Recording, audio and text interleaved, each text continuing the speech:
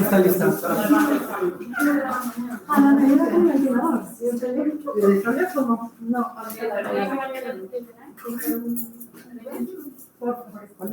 La roja que está junto con la hoja, la roja de arriba y la de abajo del picaporte.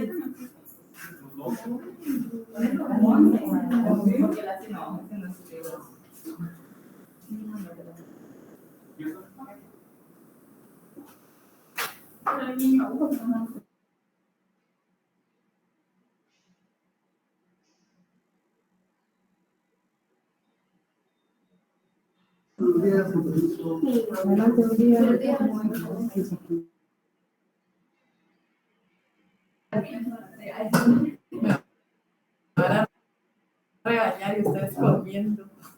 Se supone que querían que la clase la diéramos ahí abajo del dinosaurio, pero es que yo la verdad creo que no sé. No se oye. ¿Verdad? No se oye.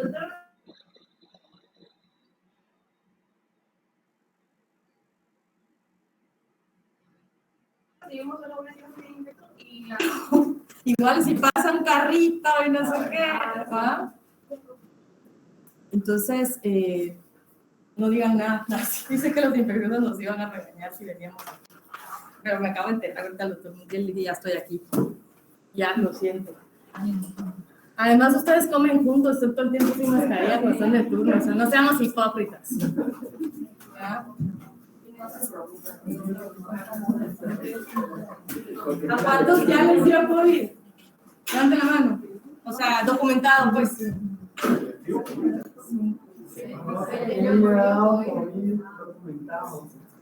7. Okay. Y sí tienen 3 dosis de vacunas. ¿Sí? O 4. 3. No, yo tengo 4. Yo tengo 4. Bueno. Ahí hay alguien. Solo haces bola. Sí. Yo para ver si se acomodan ellos. Ahora está vacía. ¿Falta alguien?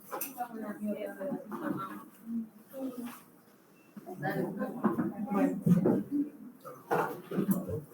Va, es un tema corto en realidad porque yo no les voy a hablar de quimioterapia, no les voy a hablar de...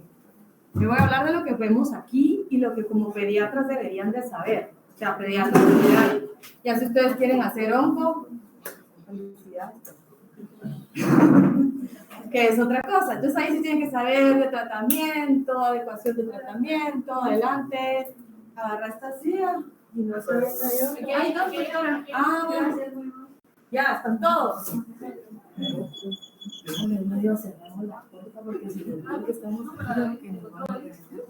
A ver si no me mandan una.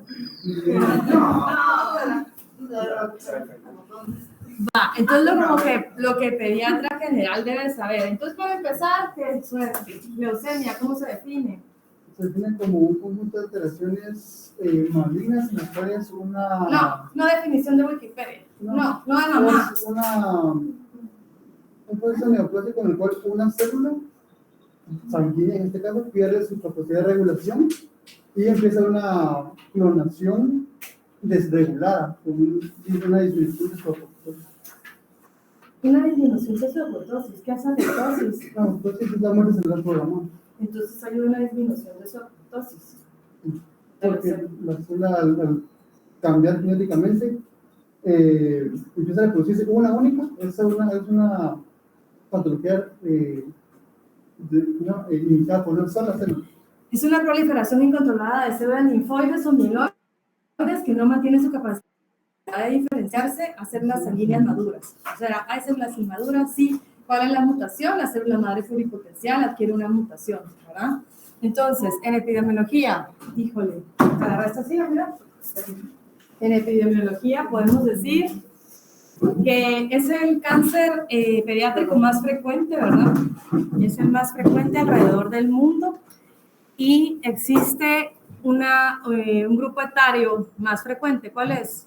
De 2 a 5 años es cuando más vemos leucemia, ¿verdad? Entonces, obviamente hay más estudios en niños por lo mismo y la sobrevida en niños es mucho mejor. Entonces ustedes ven la distribución de leucemia en grupos etarios y se dan cuenta que un buen porcentaje son leucemias y tumores del sistema nervioso central. Ya cuando pasan a la adolescencia, la verdad es que se distribuyen muchos linfomas, son más frecuentes incluso, y tumores del sistema nervioso central siempre siguen predominando. Esta es una gráfica también de la distribución por edad, ¿verdad? Si ustedes se dan cuenta, esto es gringo, ¿verdad? Entonces son hispanos en rojo, que siempre somos los más afectados, ¿verdad? Caucásicos y la población afrodescendiente, ¿verdad? La leucemia mieloide es menos frecuente. Entonces, para hablar de los tipos de leucemia en pediatría, ¿cuántos tipos de leucemia hay?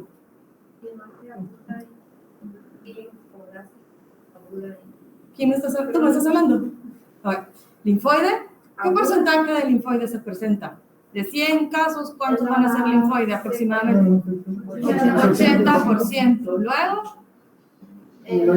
mieloide aguda, ¿cuánto? Más o menos, un 15 o un 20%. Y luego hay mieloide crónica, que hay 2 casos en específicos que se presentan solamente en pediatría. ¿Qué manda? Dígalo. 2 al 5%, ajá. Y la linfocítica crónica, que es una enfermedad de adultos, sí se puede presentar en niños, pero en 1%. Entonces tenemos 4 tipos de leucemia en pediatría. Bueno, ya se sabe, ¿verdad? En Estados Unidos se espera 3.000 casos nuevos por año. Cada año se incrementa un 25% de más casos, ¿verdad? ¿Por qué? Porque estamos más expuestos a otras cosas. Ahorita vamos a hablar de la etiología que más o menos está descrita, pero ya ustedes la saben, ¿verdad?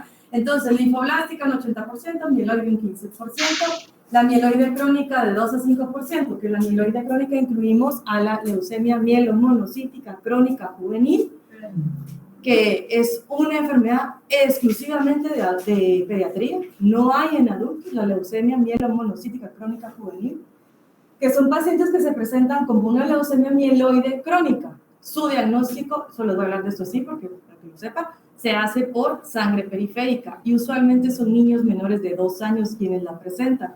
Usualmente, como dice su nombre, es mielomonocítica, lo que más tienen en sangre periférica son monocitos, bueno, monoblastos. Sangre periférica usualmente. Si tiene un niño de menor de 2 años con hepatosplenomegalia esplenomegalia bastante importante y tiene conteos leucocitarios muy altos, lo más seguro es que tiene una leucemia mielomonocítica crónica juvenil, tiene muy mal pronóstico. Y la leucemia mieloide crónica son también los pacientes que tienen, en nuestro caso en pediatría, cromosoma Filadelfia positivo. Que es muy raro que se presente, ¿verdad? Y la leucemia linfocítica crónica es tal cual una enfermedad de adulto que se presenta en pediatría y también el diagnóstico es por sangre periférica. ¿Qué porcentaje de las leucemias linfoblásticas agudas tienen blastos en sangre periférica? A mí me dicen, doctora, quiero saber si es un proceso linfoproliferativo. 10% de las leucemias tienen blastos. Entonces, a veces es como, queremos saber si tiene células inmaduras. Yo también quisiera, pero es por medio la ósea. Entonces, y a veces es una pancitopenia, a veces es una visitopenia. Entonces, hay que saber a quiénes se les va a hacer aspiromédula ósea, porque no a todos van a tener blastos en sangre periférica. Esto es lo que les decía, se incrementa cada vez más. ¿Cuáles son los factores de riesgo asociados al desarrollo de leucemia? Nosotros en pediatría, ¿verdad? ¿Genéticos como cuáles? El síndrome de Li-Fraumeni. ¿Qué es el síndrome de Li-Fraumeni? Que no regula, como el P53 es el de la apoptosis. Ajá. No regula. ¿Y? La apoptosis. ¿Cuál es el síndrome? Que son cánceres familiares. Usualmente no es que sea cáncer, es leucemia familiar, o sea, es el hermano, el primo, ¿no? Yo conocí solo una familia conocida con Li-Fraumeni, todos estaban muriendo pobres, porque sí es bien difícil, porque además son casos bien raros. ¿Quién más? ¿Algo más frecuente? Síndrome de Down. El síndrome de Down tiene hasta 20 veces más predisposición a desarrollar leucemia y hasta 600 veces para desarrollar leucemia mieloide M7. ¿Cuál es la M7? ¿Alguien sabe? la megacariocítica. Ustedes reciben clases o rotan por uno en R3. Ah, ok. Ah, va. Entonces yo, la verdad es que ya vi que saben. Qué bueno. Va, ¿qué es la anemia Fanconi? Ese sí es tema mío. No es tanto de allá. Aplástica y está asociada a otras anomalías renales, Genéticas, y eso lo voy a hablar yo en anemia plástica porque tenemos muchos niños aquí, de hecho yo estoy sorprendida de cuántos han aparecido, y niños que han sido, de hecho, que vienen referidos de uno sin el diagnóstico, solo les veo la cara, es una anemia Fanconi, porque tienen características fenotípicas bien fáciles de distinguir. Pero ahí yo lo que quiero es tomarle fotos a los niños de acá y van a ver, y ustedes van a hacer ojo clínico, y de verdad, yo la verdad es que me han mandado pacientes de uno, el otro día llegó uno a mi clínica, chiquitito, baja, son talla corta, la piel es oscura, ¿verdad? Y entró y le digo, ya sé qué tienes. Y tenía un expediente este vuelo, ya le han hecho 3 médulas, tiene una anemia Fanconi. Entonces es bien fácil verlo. Y ahorita me acaban de mandar 2 de uno, las 2, anemia Fanconi. Un mes en uno, entonces es algo que manejo, pero se manifiestan como anemia plástica, pero también pueden tener leucemia, entonces hay que hacer la diferenciación y ahorita les voy a hablar un poco más de eso. La neurofibromatosis, ataxia telangiectasia, el síndrome de Bloom, bueno, todas las alteraciones congénitas de este tipo, ¿verdad?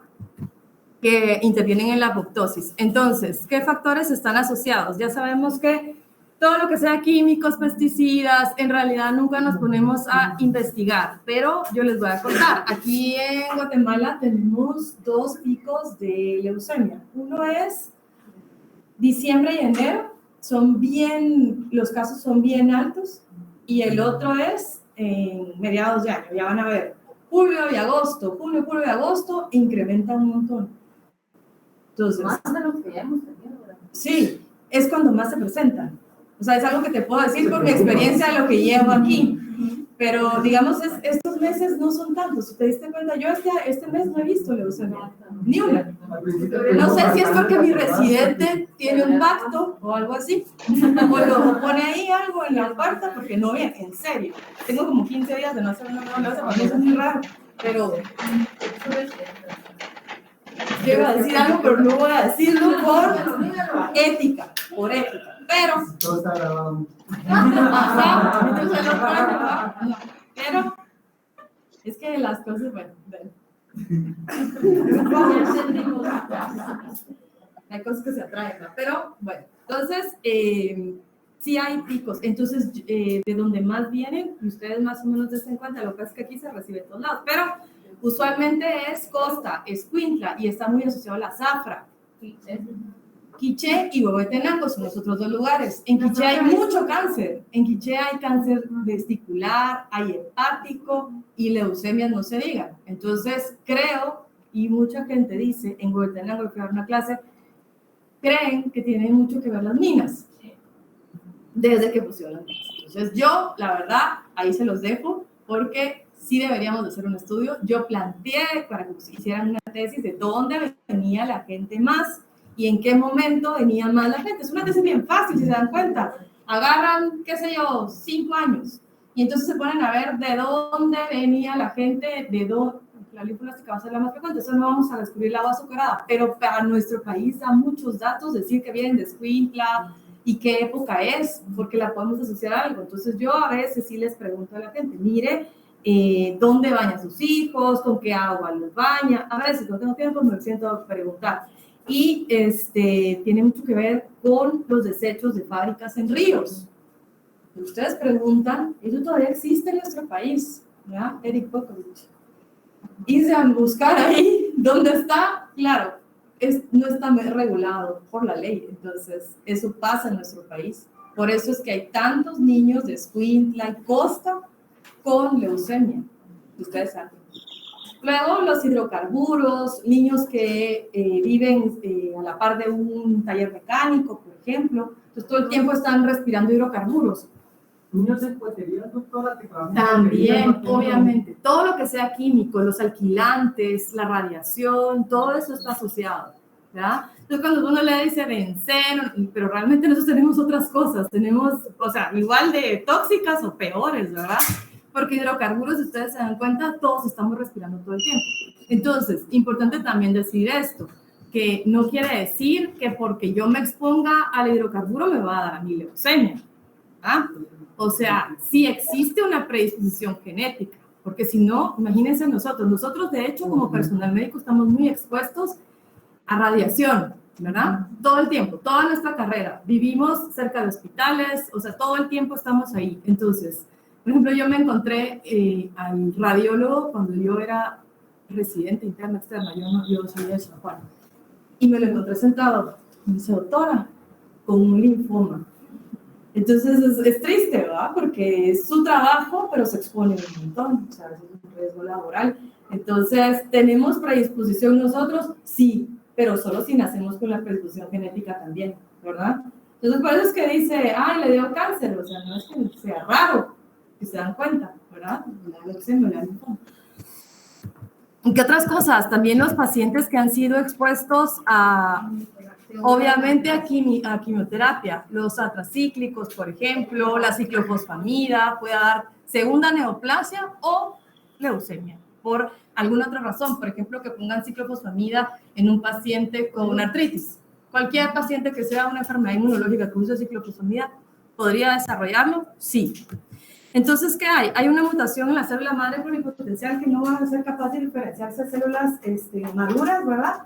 Entonces, hay un precursor célula mieloide, que la mieloide, por eso es que se divide con rojos, eosinofila y esto, porque la célula mieloide da origen a todo esto. Cuando yo digo, se observan signos de proceso inflamatorio en serie mieloide. ¿Por qué digo serie mieloide? Porque estoy viendo que tiene glóbulos rojos, porque tienen granulaciones tóxicas los segmentados, porque viene del mismo célula terminal. Mientras que la linfoide solo da origen a células B y T, ¿verdad? Entonces, ahorita vamos a hablar de eso, vamos a hablar de presentación clínica. Esto me gusta mucho porque esto es lo que ustedes tienen que saber como pediatras cuando salen de la residencia de pediatría. Y lo que podemos ver aquí para poder decir cómo le va a ir al niño y qué voy a cuidar en ese niño cuando lo tengo aquí mientras que lo traslado a la UNO, ¿verdad? Porque a veces yo digo, mira, ya lo sacaste, ¿no? No hay, doctora. No lo consumimos, doctora. Por pedirle a todos los niños ácido úrico. Va, entonces, ¿cuál es la presentación clínica de la leucemia? Astenia,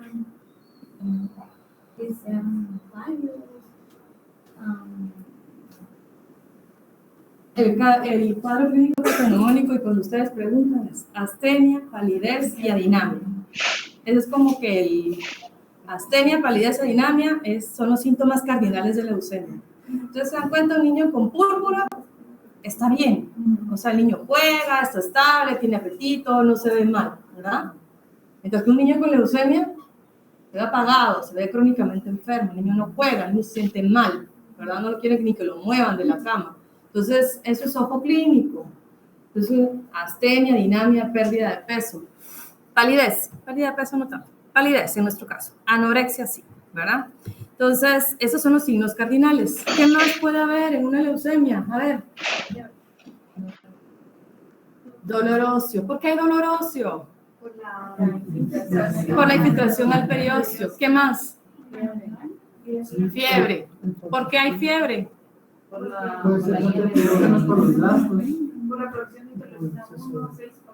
Y factor de necrosis tumoral, ¿verdad? O sea, es por las mismas citoquinas que hacen que nos dé fiebre en todo el tiempo. Pero hay una característica de la fiebre de la leucemia. ¿Cómo es? ¿Todos los niños con leucemia tienen fiebre? No. Ni están infectados todos, ¿verdad? Y pueden tener fiebre, porque es un proceso inflamatorio que va a elevar todas se me olvidó ahorita las citocinas que se dan. No, 1,6 y factor de necrosis, no. ¿Cómo se llama? No. Tirógenos endógenos. Bueno, entonces, ¿cómo es la característica de la fiebre? También es algo que podemos ver nosotros aquí. Entonces, ¿a quién le damos un antibiótico? ¿A quién no? que resuelve sola. Eso es una cosa muy importante. Es el paciente que tiene fiebre de bajo grado, que resuelve sola, dura 1 o 2 horas. No tenemos que dar incluso antipiréticos y resuelve. En cambio, el paciente que está infectado es una fiebre constante de alto grado, usualmente esta es de 38 grados, es febrícula, no es fiebre. ¿Cómo se define fiebre? 38.1. 38.5. Todavía 38.5 es febrícula, ¿va? ¿Qué más? Hepatosplenomegalia, ¿por qué?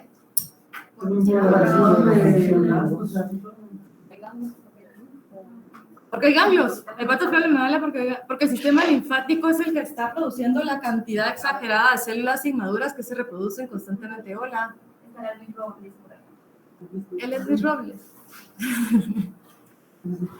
Va, entonces, esto es del St. Jude. St. Jude es el hospital de referencia de Estados Unidos más importante, pero no es el único, ¿verdad? Es en el que trabaja uno usualmente y empezó a trabajar. Entonces, esto es como una casuística que dijeron del 62 al 96. ¿Y cuáles eran los síntomas más frecuentes que presentaba un paciente? Entonces, astenia, dolor óseo. Entonces, aquí me voy a detener. Y siempre se los digo y se los voy a volver a decir, y cada vez que tengo una oportunidad lo voy a decir.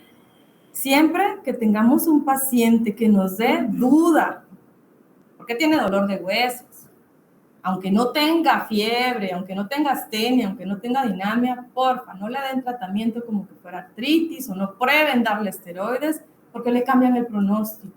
Y se los he dicho, la vez pasada se los dije con púrpura, es lo mismo cuando es dolor articular. Hemos tenido pacientes que tratan como que fueran artritis reumatoideas y al año, yo tengo una niña que recayó al año y las recaídas son duras, porque ya no salen, o sea, empieza el tratamiento y entonces se presentan con una alta carga tumoral, por lo tanto lisis tumoral, o sea, el niño de entradita ya se puede morir, ¿verdad? Por una lisis tumoral.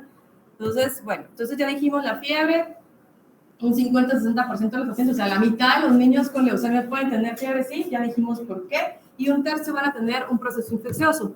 Entonces, esto es lo que les decía, ¿verdad? Retraso en el diagnóstico. Muchas veces el dolor óseo es su único síntoma, por eso es que a mí me gana mucho niño con dolor, entonces a veces Claudia me dice, prefiero que le hagas médula ósea a yo darle tratamiento antes. Entonces a veces le hacemos médula ósea y tal vez el niño tiene todo el cuadro de artritis, pero es mejor estar seguros porque ya ha pasado. Entonces, se los digo porque van a salir a la calle y van a ver pacientes, y entonces que ustedes sepan que no es dolor de huesos, no es algo que tiene que dejar uno pasar en niños tan fácil. O sea, el dolor de huesos hay que ponerle atención. Entonces, todo lo que sea artralgias, si ustedes se dan cuenta, el niño que viene con leucemia con dolor óseo, el niño no quiere ni que lo toquen, a veces no puede ni caminar del dolor.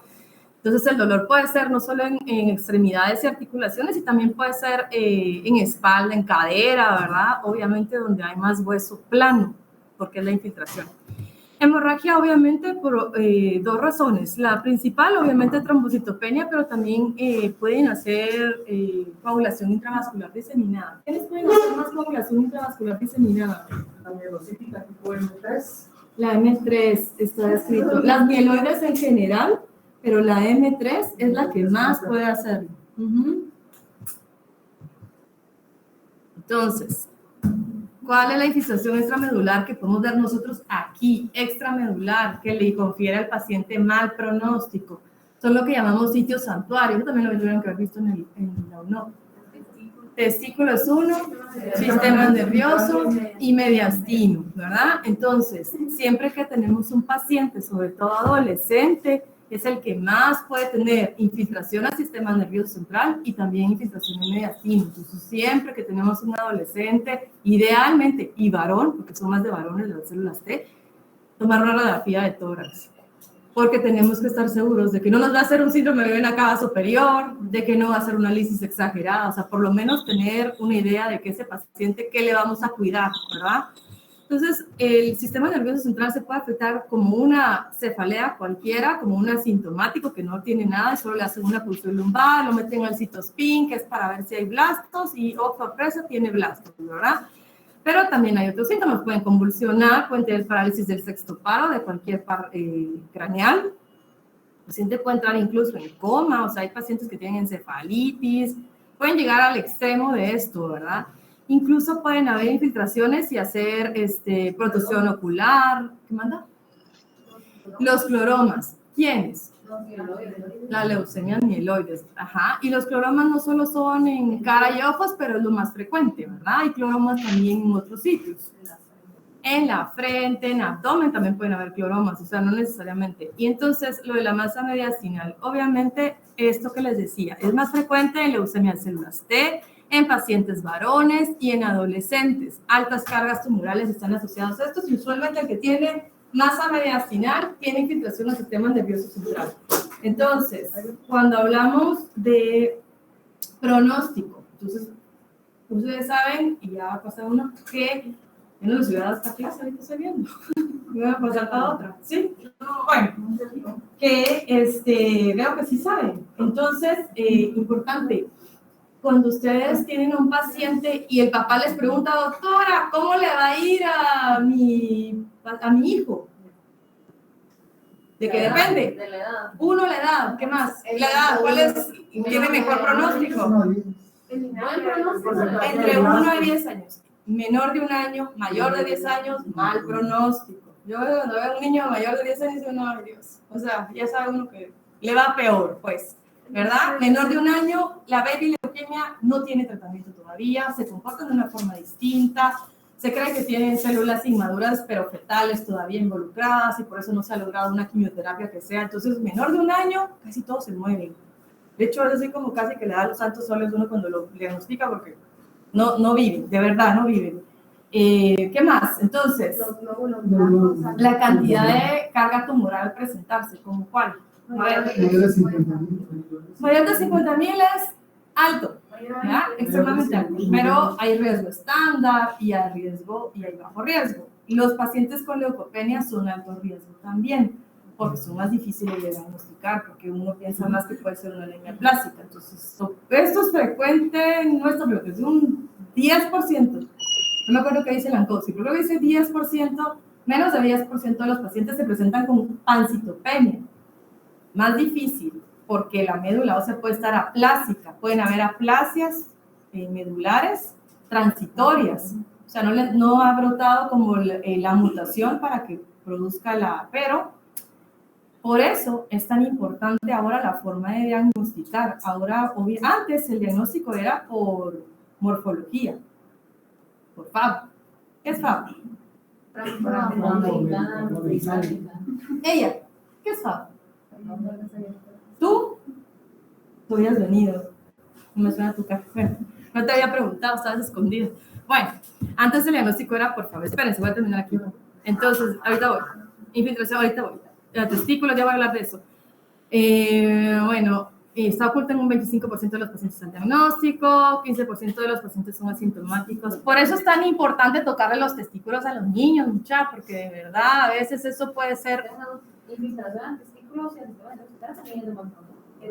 Es todo lo que sea infiltración extramedular, sistema nervioso central, mediastino o testículo, ese niño ya es alto riesgo. O sea, ya se pasa a protocolo de alto riesgo. Carga tumoral más de 50,000, aunque todo lo demás esté bien, aunque tenga edad de 8 años, lo que querrás, es alto riesgo. O sea, se toma todo esto para el tratamiento. ¿Qué más? De verdad que no terminé. ¿Y qué más se toma para alto riesgo? Ya dijimos carga tumoral. El inmunofenotipo, ¿verdad? La inmunohistoquímica. Entonces, ¿qué? ¿Cuáles son? La leucemia linfoblástica tiene mejor que mieloide. De las linfoblásticas, ¿cuáles tienen mejor pronóstico? La célula B, y mientras más inmadura sea la B, o sea, pre-B, es mucho mejor pronóstico, y hay marcadores también, o sea, cluster, para decir si tienen mejor pronóstico. Ahorita voy a hablar de eso también.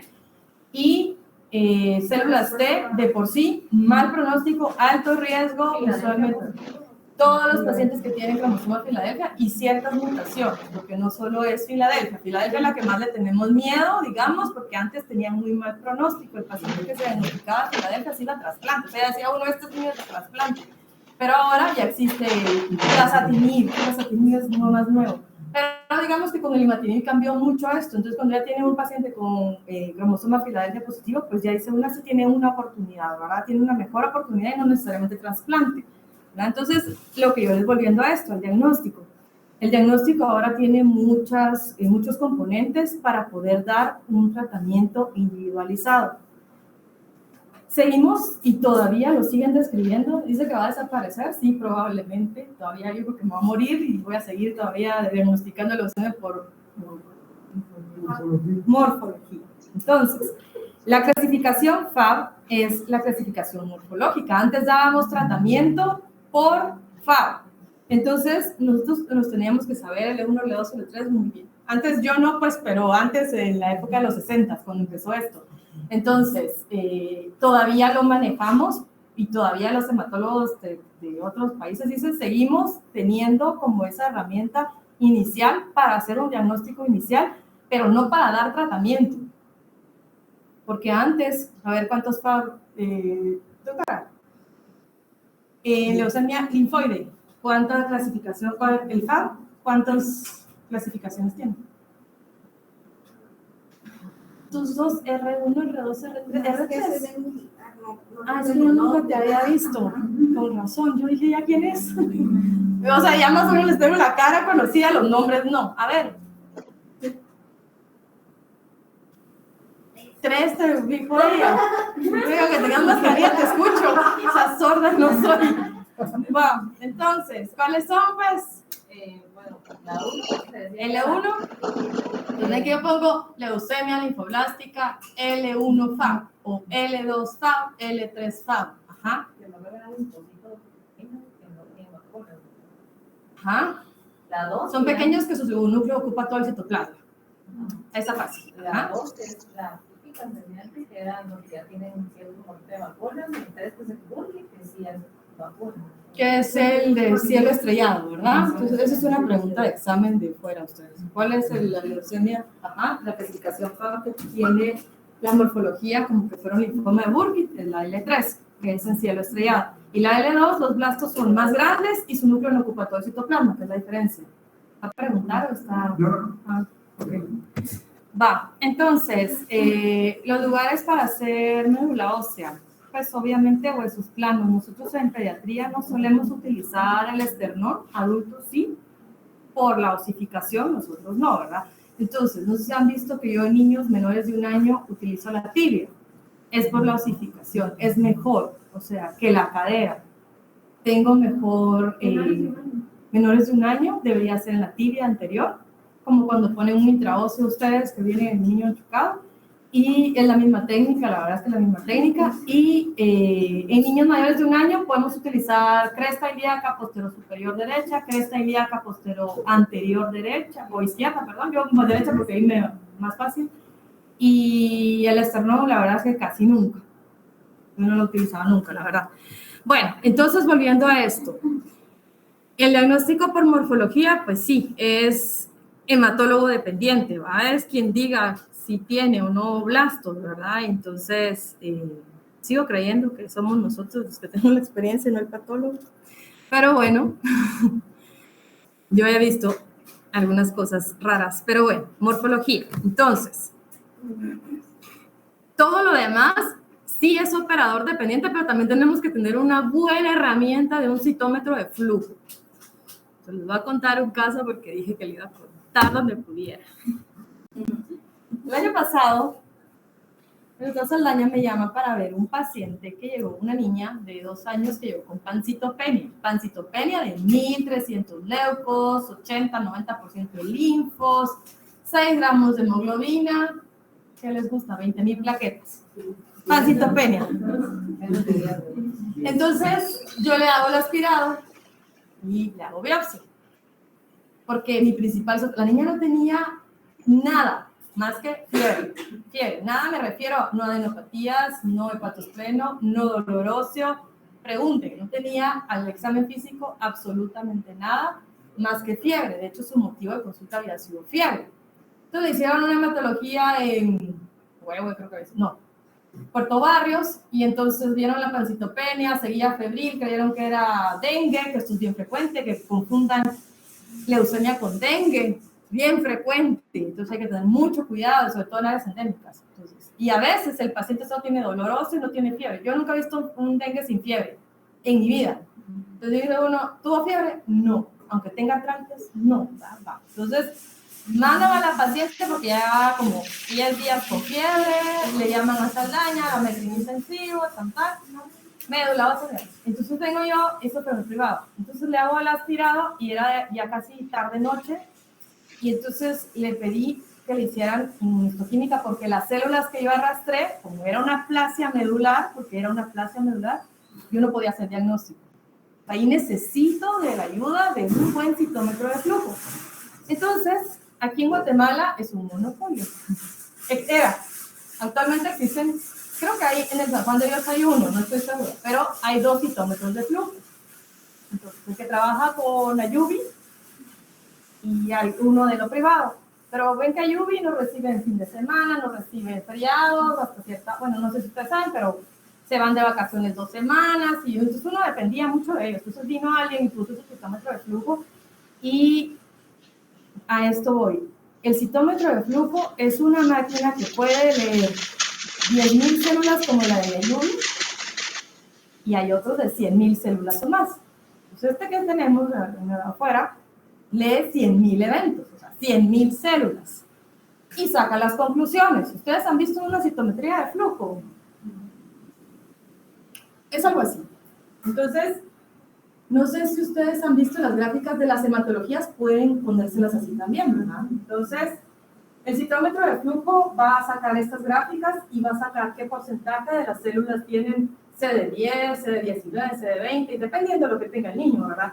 Pero entre más eventos, más células leyó. Ayubi tiene un citómetro que lee 10.000 células. El otro laboratorio lee 100.000 células. Entonces, ese tipo de pacientes cuando son pancitopenias y son aplasias medulares, uno como hematólogo siente un momento en el que no tiene diagnóstico y no sabe por dónde caminar, porque si fuera una anemia plástica, pues le pongo el medicamento, pero si no lo es, le voy a cambiar el pronóstico. Entonces eso de verdad puede pasar muy frecuentemente. Por eso es que necesitamos de una herramienta como esta tan importante. Entonces, el citómetro de flujo dijo, es una leucemia. Leyó 100.000 eventos, es una leucemia. Yo no lo podía creer porque yo lo había visto con células linfocitos maduros, lo que se ve en una aplasia medular.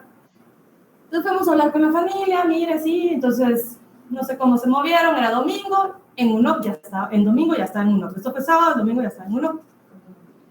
Y al tiempo me tocó hablar por un paciente y me dice, doctora, tenga más cuidado porque refiere a pacientes con ese tipo de muestras, la niña no tiene leucemia, ya le repetimos 4 veces el inmunofenotipo y yo dije, perfecto. ¿Qué pasa cuando el paciente tiene una aplasia medular y es una leucemia? Es transitoria. Después, entonces, son filgastrin, medios y le dieron seguimiento. Y a los 6 meses, le doy una foto porque mi papá me escribió de, doctora, no es leucemia. Qué bueno, señor, ¿verdad? Entonces, el doctor que analizó, porque aparte esto, les voy a decir, no cualquiera lo puede leer. O sea, sí hay especialidad para citometría de flujo. O sea, yo hago hemato y después hago citometría de flujo. O sea, es una subespecialidad de hemato.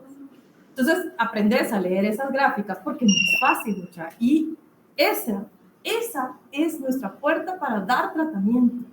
Y ha pasado, porque ha pasado. Yo tengo una niña, por ejemplo, que mandé a Estados Unidos como unas células T, porque eso, no, unas células B, porque eso decía mieloide, porque eso decía el inmunofenotipo de Ayubi. Y yo había puesto, bueno, no me parece, pero va, ahí va. No, doctora, no, eso no lo sé, mieloide, gracias a Dios se fue la niña. Porque entonces con un mejor citómetro, con un mejor análisis, entonces sí necesitamos de ojos expertos, definitivamente sí, y buenas herramientas. Lamentablemente ahora el ojo ya no es suficiente, ¿verdad? Entonces necesitamos de buenas herramientas. Esta niña, pues sí es una leucemia, ¿verdad? Obviamente nadie me va a llamar para decir, tenía razón, era una leucemia. El papá sí me llamó. Y yo le dije al hematólogo, porque hay pocos hematólogos que analizan esto y que vienen con la SUB. Hay 2 en Guate, 2 de adultos. De niños no hay ninguno. Y él me dijo, no, hombre, yo me siento a discutir el caso y a hablar con los de Ayubi, porque es que no puede ser que no le van a dar tratamiento a la niña. Le dije, el tiempo lo dirá, pasa eso. Si es un paciente con leucemia, le va a saltar el blasto de cualquier forma, no hay forma de evitarlo. Entonces los tratamientos, las investigaciones van encaminadas ahora a un tamizaje neonatal para saber a quién le va a dar leucemia y a quién no. Eso es lo que se quiere hacer. ¿Por qué? Porque ya no lo podemos prevenir de tal forma de... Igual va a incrementar los abortos, creería yo, en algún momento en donde es permitido, ¿verdad? Porque van a hacer tamizajes de cordón umbilical y saber quién viene con leucemia, quién le va a dar leucemia y a quién no. Entonces, ser selectivos con eso. Pero esos son los estudios encaminados, decir quién le va a dar y quién no, porque no hay forma de prevenirlo. Entonces, una aplasia medular, un niño con pancitopenia, si alguna vez ven que lo dejo 15 días esperando una biopsia o esperando algo, es porque puede pasar esto. Si yo le hubiera dado tratamiento a esa niña, le cambio totalmente el pronóstico. Probablemente le hubiera puesto pulsos de esteroides bien altos porque hubiera pensado esto es una anemia plástica. ¿Y qué pasa? ¿Por qué le cambio el pronóstico? Yo creo que se los dije la vez pasada. Todos se mueren. Todos. Absolutamente todos. Y puede ser que inicien la quimio de normal. O sea, su quimio lo establezcan como alto riesgo porque recibió tratamiento antes, pero siempre van a recaer. Y cuando recaen, se mueren. Bueno, no sé si saben, pero el paciente en recaída ya no se le está dando una segunda oportunidad de quimio. ¿Sí sabían? Lo sacan a paliativos, ¿verdad? Son de trasplante.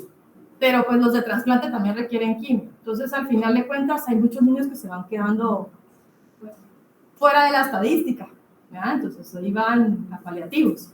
Este tipo de niños, en los que se les dio tratamiento previo, se mueren. Entonces, cuando les pasa esto, cargan un niño. Y no le va a decir que no me ha pasado. Sí me ha pasado. Y por supuesto que sí, no somos infalibles, nos puede pasar. Y a todos los hematólogos nos ha pasado ir cargando un niño. ¿Por qué? Porque el diagnóstico lo necesitamos es de muchas cosas. Ahora, FISH y citogenética, no, creo que no les están haciendo a todos los pacientes en uno. Y son muy importantes para dar tratamiento porque ahora los estudios van encaminados a esto, a las mutaciones, bueno, a todo en conjunto, pero las mutaciones, cuáles son de buen pronóstico, cuáles son de mal pronóstico. Entonces, Filadelfia es una, pero no es como la más frecuente. Entonces, eso es una médula ósea normal. Ese es un megacariocito, es la célula más grande, tiene un núcleo multinucleado y la diferenciación. Entonces, lo que uno ve es, cuando yo voy a ver una médula ósea, la veo en su heterogeneidad. La población es heterogénea, o sea, y cuando yo veo una leucemia, la población es muy homogénea. Es una mieloide. Son blastos grandes, si se dan cuenta, esto no cumple criterios de FAB. Entonces vamos a hablar un poquito de FAB. L1, L2, L3. Entonces L1 ya dijimos que es una célula pequeña, puede tener cromatina fina, a veces es lo único que se ve en sangre periférica y uno dice, este linfocito tiene signos de inmadurez, no cumple criterios de blasto, pero tiene cromatina fina. Y puede ser un núcleo que puede tener, es realmente redondo, un citoplasma escaso, casi siempre el núcleo ocupa toda su, no tiene vacuolas. Y aquí hablan un poco de las tinciones, porque los PAS positivos usualmente son L2, L3, ¿verdad? Pueden ser la mieloide. L2 es más grande, lo que dijimos, puede tener cromatina irregular, y el 3 cumple todos los criterios de L1 y L2, pero tiene múltiples vacuolas. Entonces L1, L2 puede tener vacuolas, y L3 es en cielo estrellado. Ahora, ¿cómo se clasifica la mieloide? ¿Cuántas mieloides según FAB existen? Son 8. ¿Alguien se la sabe?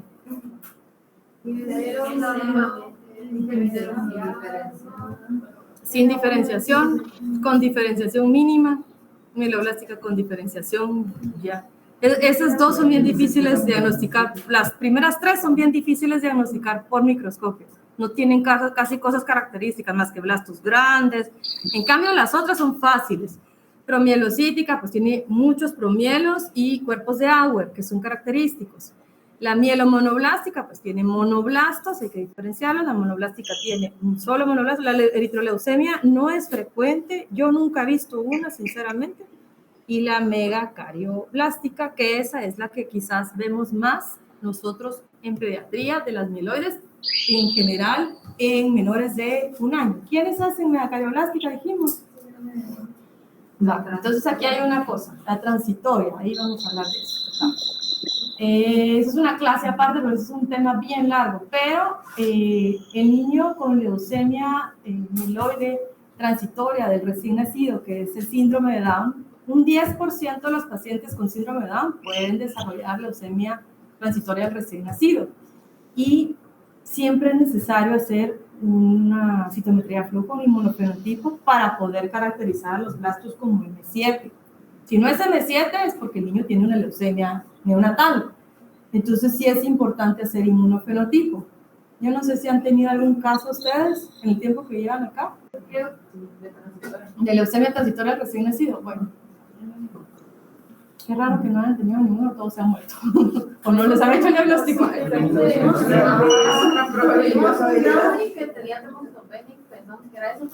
Ah, es que no le hicieron el frote antes. Entonces, el diagnóstico, el diagnóstico es por frote periférico. Entonces, si hay un paciente con alta carga al nacimiento, que es síndrome de Down, que además pueden tener todo el cuadro, hepatosplenomegalia, pueden tener colestasis, el niño se pone muy histérico de la falla hepática que puede llegar a tener, pueden tener infiltración a piel. Estos niños muy frecuentemente tienen un rash, no sé si han visto fotos porque dicen que no han visto ninguno, pero es muy frecuente. Entonces tienen un niño con síndrome de Down, con todas las características, mándenle un frote, por favor, para hacerle diagnóstico, porque de hecho el seguimiento es por frote periférico. Entonces, transitoria, porque sí es transitoria, pero sí a veces tenemos que dar tratamiento. Y cuando hablo de tratamiento puede ser incluso vincristina y le tenemos que poner realmente algo de quimio a veces, o solo esteroides, depende, o no hacer nada. Depende, porque hay pacientes que se presentan muy graves con lisis tumoral. Entonces, a esos sí hay que actuar, ¿verdad? Y es transitoria, y no quiere decir, como es transitoria, que ese niño ya se quedó con leucemia para toda su vida. Sí tienen más riesgo de desarrollar M7 entre los 4 y 5 años. Una vez que pasan la primera década de vida los pacientes con Down, su predisposición a leucemia baja, ya no es tan frecuente. Menores de 10 años sí. El que tuvo mieloide transitoria, de 4 a 5 años, usualmente puede ser como la recaída. Y hablando, no sé si hablé de esto un poco después, pero de las mieloides un poquito, que no me voy a meter mucho ahí, la promielocítica también tiene un muy buen pronóstico, aparte de desarrollar CID, ¿qué manda? Es que no tiene un tratamiento específico. Sí, por eso es lo que voy a hablar, porque hay terapia blanca. No existía antes se morían desangrados. Entonces, sí, el ATRA puede ayudarles un montón, y por eso es que esos pacientes, cuando existen, los quieren tener a todos juntos, porque ayuda a las estadísticas, mejoran las mieloides, ¿verdad? Para que haya una buena estadística de sobrevivencia. Entonces, vamos a hablar de inmunofenotipo. Realmente, todas las leucemias, no, para que tengan un par de tips ahí, todas las linfoides van a tener TDT positivo. Todas. TDT positivo. Bueno, ¿sí? Y todas las leucemias de células B usualmente van a tener, sus marcadores son CD10, CD20, CD19, CD21, por ahí. Pero más frecuente es TDT. El pronóstico de algunos pacientes es más asociado al CD10. Muchos de ustedes lo han oído. A veces se presenta el paciente y dice, este es un paciente con leucemia linfoblástica, prevé temprana, CD10 negativo. Cuando es CD10 positivo, tiene buen pronóstico. Cuando es CD10 negativo, tiene mal pronóstico. Entonces, si lo han escuchado, es eso, ¿verdad? Y el marcador más frecuente para células T, como en el común, es el CD3. TDT y CD3. Ese es el más común, CD3. Y ahí no hay pierde. Ahí todos son de mal pronóstico. Ahí no hay pierde. Ahí es mal pronóstico y hay que dar quimioterapia más agresiva. Entonces, digamos, la sobrevida, eventos de sobrevida según el tiempo, ¿verdad? Y de la citogenética es muy importante la ploidía. Las células, los blastos, las células inmaduras, tienen su material genético y se mide por medio de citogenética. Por eso es que se habla de mutaciones y se habla de ploidía. Entonces, la hiperdiploidía tiene mejor pronóstico que la hipodiploidía. y eso se mide con un índice de ADN. Ahí dice usualmente índice de ADN, lo normal es 1.16. Y entonces se cuentan todos los cromosomas de las células blásticas, se saca un análisis de cariotipo y se ven las mutaciones más la diploidía, la hiperdiploidía o hipodiploidía. Esto se hace esto sí se puede hacer por el índice de ADN por citometría de flujo, eso sí lo tenemos. Entonces, mutaciones cada vez descubren más. Entonces, pero hay unas que están asociadas a mejor pronóstico, lo que les decía, un 20% de leucemias puede ser hiperdiploides, tendría un mejor pronóstico. Esta era la mutación que antes se decía de los arreglos MLL. Hay. Esta mutación puede ser de buen pronóstico si se da después de la etapa de un año y de mal pronóstico en los menores de un año. Aquí está la de cromosoma Filadelfia, que es BCR-ADL, hipodiploidía mal pronóstico. Y bueno, ¿qué les digo? Entonces, 21 es la MLL. Esto es lo que les había hablado de la clasificación de riesgo, ya lo hablamos, la edad. Entonces, no pretendo que se manejen las mutaciones ni nada de eso porque no es nada práctico. Esto ya lo hablamos, menos de un año. La sobrevida libre de enfermedad yo diría que es menos del 10%, pero dice 10 a 30%. Los adolescentes, más frecuente inmunofenotipo T, carga tumoral alta, riesgo de infiltración extramedular, alta carga tumoral se define como más de 50.000 glóbulos blancos al diagnóstico. Usualmente células T está más asociado a eso. Otra gráfica de Kaplan-Meier que habla de la sobrevida libre de eventos. Esto significa sobrevida libre de eventos en el tiempo. Entonces, obviamente, menos de 50.000 tiene mejor pronóstico, más de 50.000 tiene mal pronóstico. Y los que tienen cargas tumorales mayores de 100.000, miren estos, de verdad, estos son una urgencia. Mira, todavía un niño con 128.000 glóbulos blancos, ¿qué hacemos? Hágale parámetros de lisis, corra y preséntelo porque es niño intensivo, se le puede tapar el riñón, hágale un ácido úrico, por favor.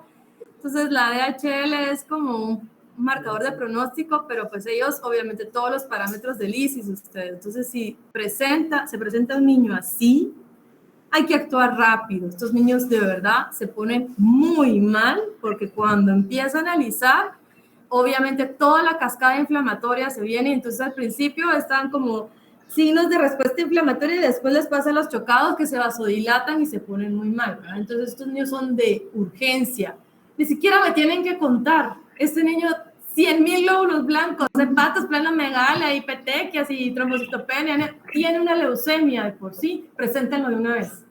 De verdad, ni siquiera tengo que ver el frote en este tipo de pacientes. Vino en la madrugada, empiecen a presentarlo, a ver si les pueden hacer un espacio intensivo y empiecen a tratar de hidratarlo, hiperhidratarlo, ¿verdad? Entonces, esa es otra clase. Yo creo que el doctor Ronda les da esa clase, ¿verdad? De lisis. No. Deberían de pedir que se las dieran. Nunca les dan lisis. Solo vemos el 5. No, hombre, esa clase y el doctor la da muy bonita. Deberían de pedirle que se las dé él. ¿Él no les da clases? Sí, Yo de R2 no me da pero le vamos a preguntar si no nos la Mejor les hubiera dado esa. Doctora, ¿y cuándo vamos a hiperhidratar? O sea, Eso iba. Importante. Primero, oxigenar, ¿verdad? Obviamente, mejorar la perfusión del paciente. Entonces, yo sé que lo de las transfusiones a veces puede ser difícil, ¿verdad? Pero también no vayan a dejar de hiperhidratar a un niño porque viene anémico y tal vez su anemia ya viene mucho tiempo. Si tiene 6 gramos de hemoglobina para arriba, usualmente... Vamos a hiperhidratar a un niño y... Usualmente se oxigena primero, obviamente, porque la verdad es que el riesgo de que te haga un edema agudo de pulmón es bien alto por el proceso inflamatorio que tiene o que te haga un trali. ¿Sabes qué es un trali? Sí. ¿Qué es?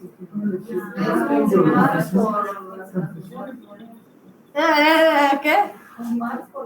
¿Es un qué? Sí, una dificultad respiratoria pediátrica. Asociado a Sí, va. Es un... Va. Sí, es eso. Va. Entonces, Lo ideal es oxigenar primero, mejorar la hemoglobina, pero es casi que de inmediato. O sea, estás transfundiendo al paciente y de una vez hidratarlo. Y sobre todo, guiarse. Tal vez hay pacientes que no vienen con creatinina muy alta, pero la mayoría que vienen con más de 100.000 leucos usualmente ya vienen en el índice tumoral de su casa. Y esto, muchachos, es que yo de verdad se los digo, pero es que no lo hacen. La única forma de saber que un paciente está hidratado es ¿cómo? Con el excreto urinario. Viendo su excreta urinaria. El otro día, estaba ese paciente de, y yo, ¿y cómo le están midiendo la excreta? Ah, sí, le pesan el pañal. ¿Qué es eso? Y el niño en shock. No, ese niño que sí debería tener una sonda urinaria no tiene. Y yo viendo, ¿y dónde está? O el niño, si este niño está consciente y lo puede hacer, nada les cuesta pasarle un cacho que orine, que lo meta en un lugar y lo miran. Pero el pañal, háganme el favor, pues, o sea, de verdad, eso es tan... O lo tiran, ajá, una enfermera le pesa 10 y a la otra le pesa 20, no, es que eso no puede pasar. Entonces cuando digo, ¿y cuánto está orinando? Y ha orinado, y eso es otra cosa. Entonces ese niño de verdad es una urgencia, entonces hay que estar ahí a la par de él. Entonces yo sé que cuando uno está R3 tiene 1000 cosas que hacer, yo lo sé, pero hay externos, hay internos, déjalo ahí. Tú te vas a dedicar a ver cuánto orina este niño y me avisas si baja de cuánto. Si un niño pesa menos de 10 kilos, ¿cuánto debería de, cuando esté hidratado, cuánto debería? Menos de 10 kilos. No, por metro cuadrado de 3 a 5 cc por kilo hora. Y si pesa más de 10 kilos, es por metro cuadrado. ¿Cuánto? 80 a 100 cc por kilo hora. Por metro cuadrado hora, por metro cuadrado hora. Entonces, no se pongan a calcularle cc por kilo al niño de 12 años. No, de verdad es que, sí, doctora, que se cariño, que 3 cc kilo hora. Y entonces no se corresponde una cosa con otra. Entonces es 10 a más de 10 kilos, calcúlenlo por metro cuadrado. Y obviamente hay que alcalinizarlos, ver cómo está el pH de la orina, ver cómo están los electrolitos, ver que hay que reponer, ver que hay que bajar, ver si tiene hipercalemia, ver si tiene insuficiencia renal, que realmente les está tapando el riñón o que el niño no esté orinando. Puede llegar a diálisis también, ¿verdad? Entonces es tan importante preguntar, señora, ¿a qué hora orinó por última vez su hijo? ¿Cuánto tiempo tiene de no haber orinado? ¿Sí? Y si el niño está estable para tomar líquidos, también hay que forzar líquidos por vía oral. Sí se puede, si el paciente está estable, obviamente, ¿va? Si no, todo va intravenoso. Entonces,